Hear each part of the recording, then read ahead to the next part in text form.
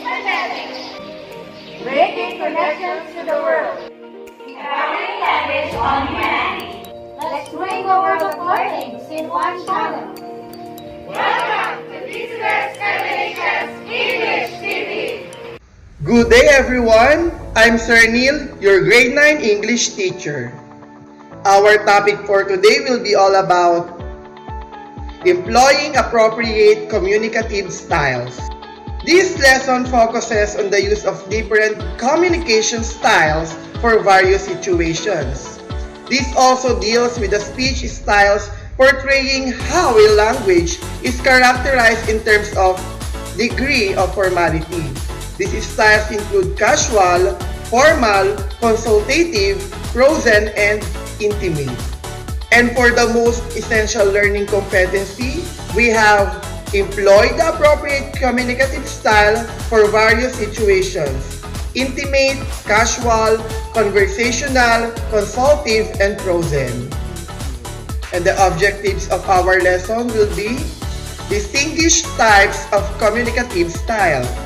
Second, provide words or expressions appropriate to a given situation. Determine the vocabulary or jargons expected for a communicative style. The fourth one, identify social situations in which each communicative style is appropriate to use. And lastly, employ appropriate communication styles for various situations just like intimate, casual, conversational, consultative, and prosen. And now, we are going to discuss the types of communicative style. A speech style is a communicative style which portrays how a language is characterized in terms of degree of formality. Presented below are the different types of communicative style. The first one, we have the casual.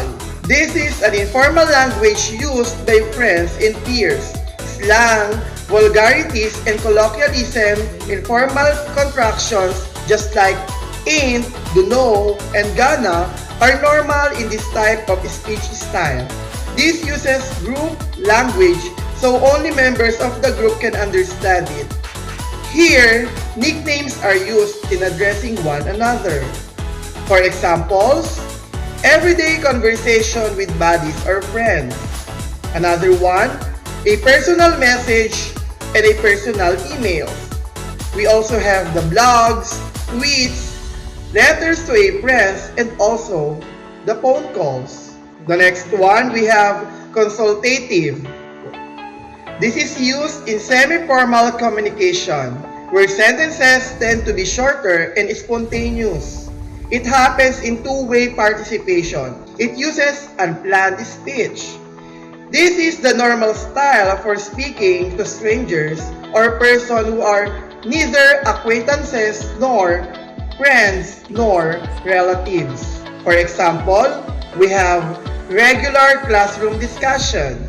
Second, doctor-patient discussion, lawyer-client, counselor-client, group discussion, teacher-student discussion, and the last one, expert-apprentice. The next one, we have the formal.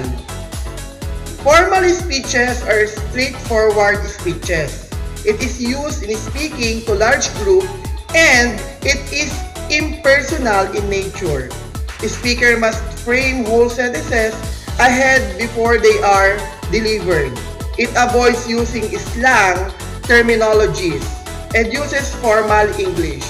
Language is comparatively rigid and has a set agreed upon vocabulary structured complex sentences and noun phrases. And the examples are meetings, speeches, school lessons, corporate meeting, interview, sauna, welcome address and announcements, orations, scholarly books or articles, research papers, and the last one is the technical reports. Prosen. This type of communicative style rarely or never changes. It is frozen in time and content. It is generally used in a very formal setting. This is the most formal communicative style for a respectful situation. It has a fixed and static language and uses long sentences with a good command of grammar. And the examples are national anthem, holy mass, religious rites or rituals, and the next one will be the Pledge of Allegiance, Constitution, the Lord's Prayer, oath, and the last one will be the creed. Intimate. This type of communicative style applies to a conversational experiences between and or among people who share intimate relationships, usually done in private. This also shows no social boundaries among the speakers considering their intimacy. This is also employs informal and intimate language. For example, sharing of secrets between friends, parents talking about their family goals, and the last one is meditation. To test your understanding, let us do the given learning task. The first one, learning task number 2. All you have to do is choose the letter of the correct answer. Write the letters of your answer on your paper. Number 1. Communicative style is used in speaking to a medium to large group. What the speaker says is something that is prepared ahead of time. It also avoids the use of slang terminologies. A. Frozen, B. Formal, C. Casual, and letter D. Consultative. Number 2. This type of communicative style is used in semi-formal communications. Sentences tend to be shorter and spontaneous. The speaker does not usually plan what to say. The choices are again, letter A, frozen, B, formal, letter C, casual, and the last one, letter D, consultative. Let's have the item number 3. It is the most formal communicative style that is usually used during respectful events and ceremonies. It does not require feedback from the audience and is best used in respective situations. Again, letter A, frozen, B, intimate, letter C, casual, and letter D, formal. Item number 4. It is a type of speech style that is used for very close relationships like couples, family, and best friend. Letter A, frozen, letter B, intimate, letter C, casual, and the last one, letter D, formal. Number 5. This is an informal communication between groups and peers who have something to share and have shared background information but don't have close relations. Letter A, casual, letter B, frozen, letter C, consultative, and letter D, formal. Number 6. This communicative style uses colloquial terms. Letter A, casual, letter B, frozen, letter C, consultative, and letter D, formal. Number 7. It is a kind of speech style that is used for job interviews. Letter A, formal, letter B, casual, letter C, frozen, and letter D, intimate. Number 8. An example of this type of speech is the SONA or the State of the Nation Address. Letter A, intimate, letter B, frozen, letter C, consultative, and letter D, formal. Number 9. This is the normal style for speaking to strangers or persons who are neither acquaintances nor friends nor relatives.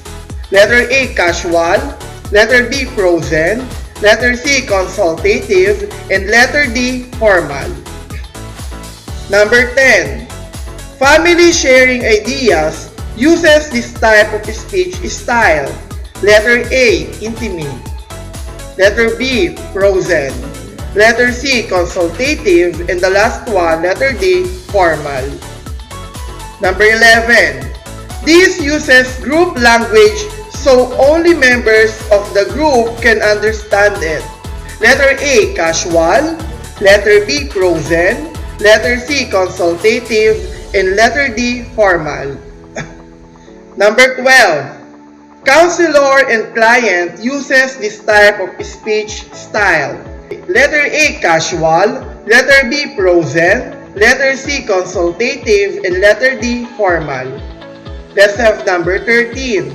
Research papers and technical reports use this type of speech style. Letter A, intimate. Letter B, formal. Letter C, consultative. And the last one, letter D, frozen.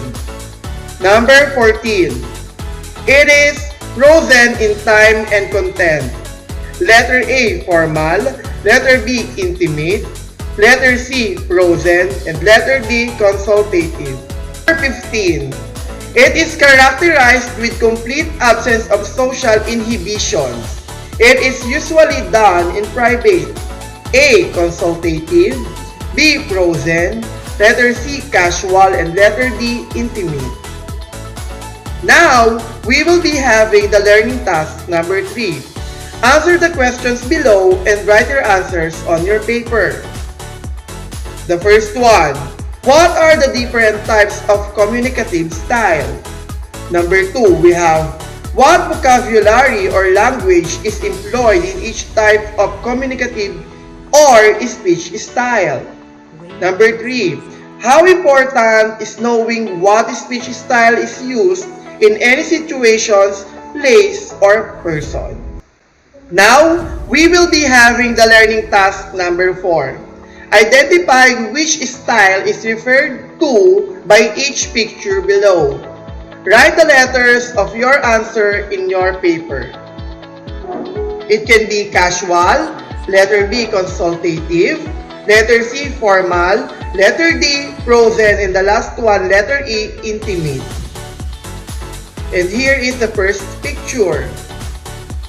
Number 2, number 3, number 4, and lastly, number 5.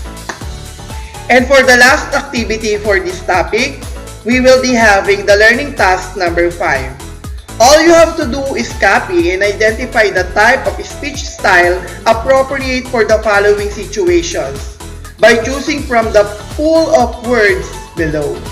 Write your answer before the number. The choices are intimate, casual, consultative, formal, and the last one will be the frozen.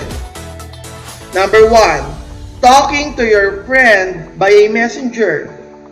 Number 2, listening to the State of the Nation address. Number 3, talking to a stranger. Number 4, reciting the Panatang Makabayan. Number 5, asking yourself what went wrong. Number 6, talking to a guidance counselor. Number 7, we have reading contracts. Number 8, writing a research paper. Number 9, browsing tweets. And the last one, number 10, talking to your very close friends. That's all for the week 7 and 8. Congratulations because you have successfully finished the first quarter. Don't forget to like and share our video. And I hope that I was able to help you with your English module. And don't forget, Sir Neil at your service. See you again next time. Bye!